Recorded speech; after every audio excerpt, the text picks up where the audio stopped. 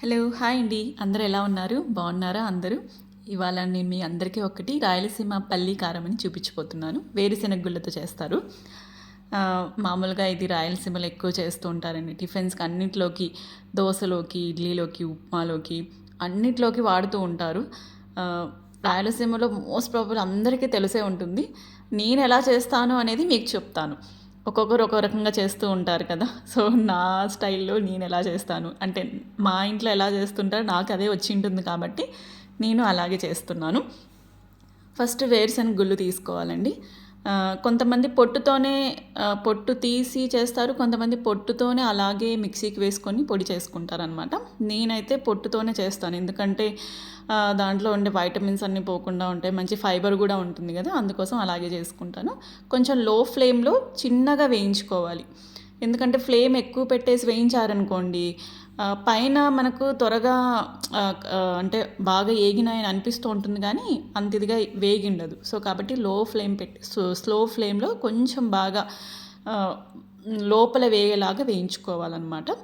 So ఇప్పుడు నేనేం చేస్తున్నా అంటే, మామూలుగా కొన్ని చాలా వేయిస్తుంటాను, కొన్ని సైడ్కి పెట్టుకొని కొన్ని పొడి చేసుకుంటూ ఉంటాను అనమాట.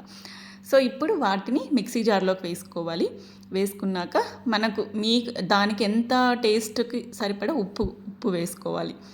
ఆ పల్లీకి అంటే మీరు ఎంత క్వాంటిటీ తీసుకుంటారో అంత క్వాంటిటీ దానికి సరిపోయేలాగా ఉప్పు వేసుకోవాలి. ఇప్పుడు నేను దీంట్లో మీకు చూపిస్తున్నాను కదా, దాంట్లో హాఫ్ తీసి పెట్టుకున్నాను నేను, అంటే ఎప్పుడైనా మనం చట్నీ చేసుకోవాలంటే ఉంటాయి కదా అనేసి.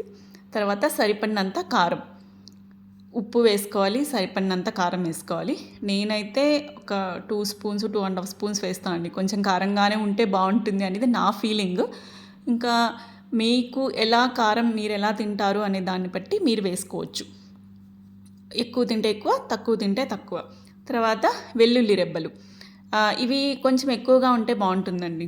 వెల్లుల్లి రెబ్బలు బాగుంటాయి, మంచిగా ఘాటు అనేది తెలుస్తూ ఉంటుంది కదా, అందుకోసం కొంచెం ఎక్కువగానే వేసుకుంటాం మామూలుగా.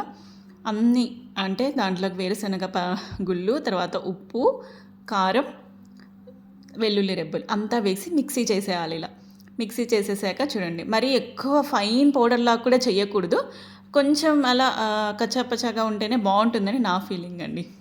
మీకు నచ్చినట్లయితే షేర్ చేయండి, లైక్ చేయండి, సబ్స్క్రైబ్ చేసుకోండి.